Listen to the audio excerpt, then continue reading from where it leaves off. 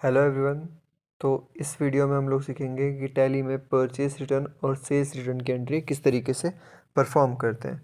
Sales return और purchase return का मतलब है कि फॉर एग्जांपल सबसे पहले मान लो कि आपने कुछ प्रोडक्ट्स को बाय किया है, परचेस किया है। अब उनमें से कोई पीस डिफेक्टिव निकल जाता है तो आप उसे रिटर्न कर देते हो। उसकी जो एंट्री है उसको हम टैली में किस तरीके से परफॉर्म करेंगे, सेम प्रोसेस सेल्स के साथ होगा। तो सबसे पहले आपको कुछ नहीं करना है, लेज़र्स को क्रिएट करना है। सबसे पहले हमारा वही लेज़र परचेज़ का लेज़र बनेगा। परचेज़ का लेज़र बनाने के बाद आपको इसको अंडर में लिख देना है परचेज़ अकाउंट के, ये आपको पता ही है।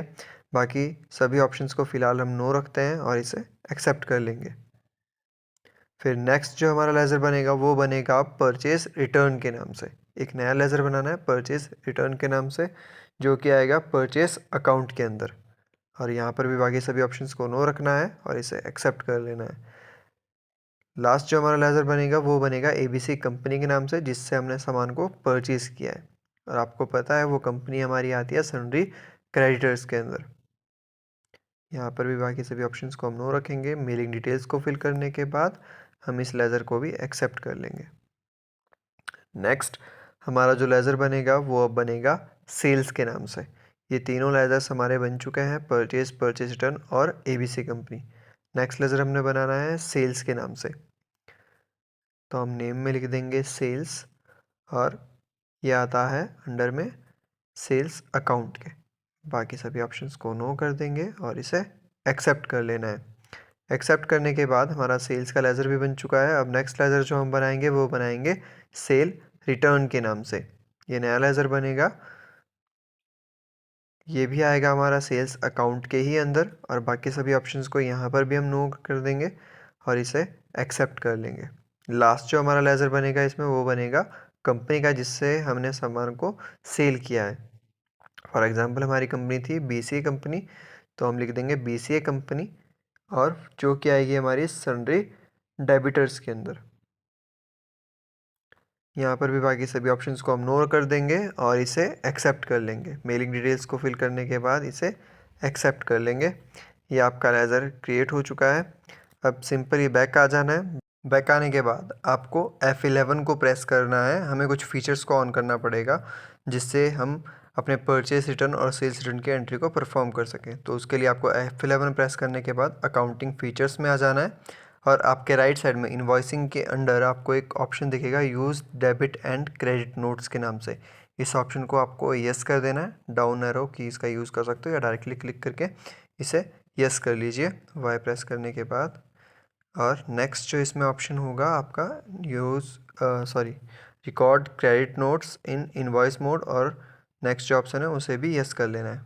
फिर बाकी कुछ नहीं छेड़ना है और इसे एक्सेप्ट कर लेना है। जो भी चेंजेस आपने परफॉर्म करे होंगे उसे एक्सेप्ट कर लेना है।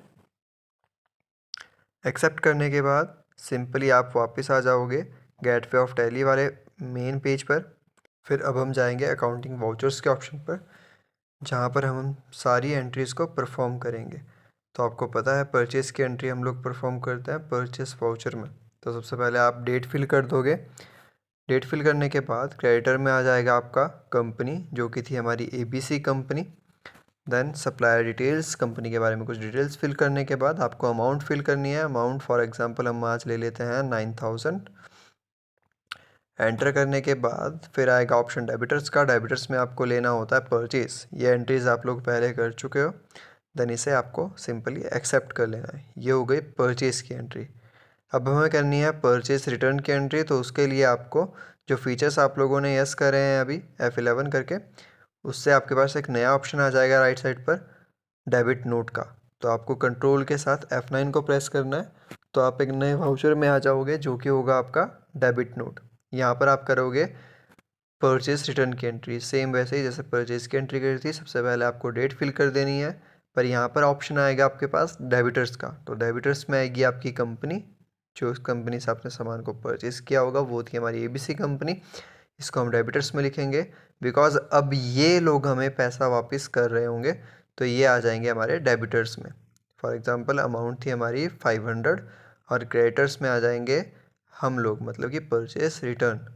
तो अब आप देख रहे होंगे कि एबीसी कंपनी के अकाउंट में अब 8500 ही बैलेंस बचा है। तो इस तरीके से आपको परचेस रिटर्न की एंट्री करनी है। परचेस रिटर्न की एंट्री करने के बाद आपको इसे एक्सेप्ट कर लेना है। एक्सेप्ट करने के बाद इसी तरीके से आपको सेल्स की एंट्री करनी है। सेल्स की एंट्री करते वक्त आपको F8 प्रेस करना होता है। आप लोगों ने पहले भी सेल्स की एंट्री करी हुई है। सेल्स की एंट्री करने के लिए सेम वही प्रोसेस, F8 फिर Ctrl+V डिटेल्स को हाइड करने के लिए। डिटेल्स को हाइड करने के बाद फिर आएगा डेबिटर। डेबिटर्स में आता है हमारा कंपनी, जिस कंपनी को हमने सामान को बेचा होता है, सेल किया होता है, तो वो थी हमारी BCA कंपनी। ये एंट्रीज आप लोग पहले परफॉर्म कर चुके हो।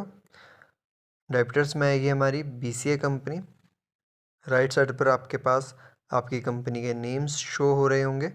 जो भी कंपनी आप लोगों ने बनाई होगी सेल्स के साथ, आपको सिंपली उस कंपनी को सर्च करके उसे सिलेक्ट कर लेना है। अभी हमने जो कंपनी क्रिएट करी थी वो थी हमारी BCA कंपनी। तो हम सिंपली क्या करेंगे, BCA कंपनी को सिलेक्ट कर लेंगे और उसे एंटर कर लेंगे। फिर कुछ डिटेल्स कंपनी से रिलेटेड और फिर अमाउंट फिल कर देंगे। फॉर एग्ज़ाम्पल अभी हम अमाउंट ले लेते हैं 10,000। तो 10,000 सिंपली आपको यहाँ पर कीबोर्ड से फिल कर लेना है। 10,000 देन एंटर करना है। क्रेडिटर्स में आ जाएगा आपका सेल्स और फिर सिंपली इसे एक्सेप्ट कर लेना है। सेल्स की एंट्री आप लोग पहले कर चुके हो। अब इसके बाद जो मेन वर्क आता है वो आता है आपका सेल्स रिटर्न की एंट्री का। तो उसके लिए आपको क्या करना है, आपको एक नया ऑप्शन आ रहा होगा राइट साइड पर, शॉर्टकट कीज जहाँ पर आपकी शो होती हैं क्रेडिट नोट के नाम से।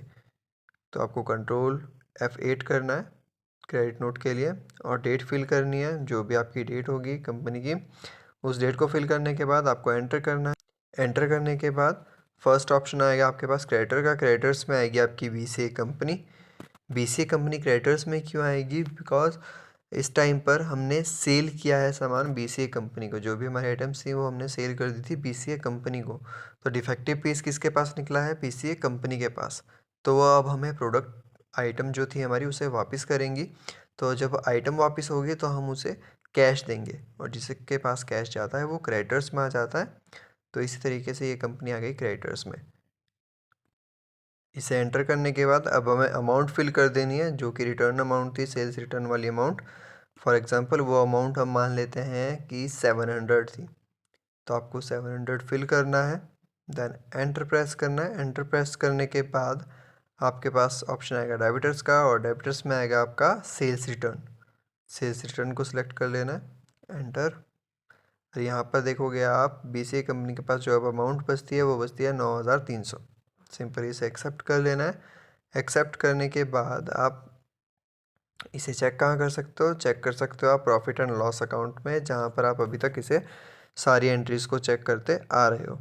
आपको सिंपली एस्केप करना है। एस्केप करने के बाद आपको जाना है प्रॉफिट एंड लॉस अकाउंट में और यहाँ पर आप अपनी जो भी एंट्री है आपकी उसको देख सकते हो। यहाँ पर आप देखोगे कि परचेस में आपने 9,000 की एंट्री करी थी लेकिन 500 रुपये उसमें रिटर्न था। तो आपको वो जो एक्चुअल अमाउंट लास्ट में गई वो कितनी गई, 8,500। इसी तरीके से सेल्स में 10,000 और -700 तो 9,300 और यहाँ पर ग्रॉस प्रॉफिट हो रहा है 800 का। तो इसी तरीके से आप टैली में परचेस रिटर्न और सेल्स रिटर्न की एंट्रीज़ को जो है परफॉर्म कर सकते हो। इस वीडियो में इतना ही। नेक्स्ट वीडियो में हम लोग न्यू टॉपिक को कवर करेंगे।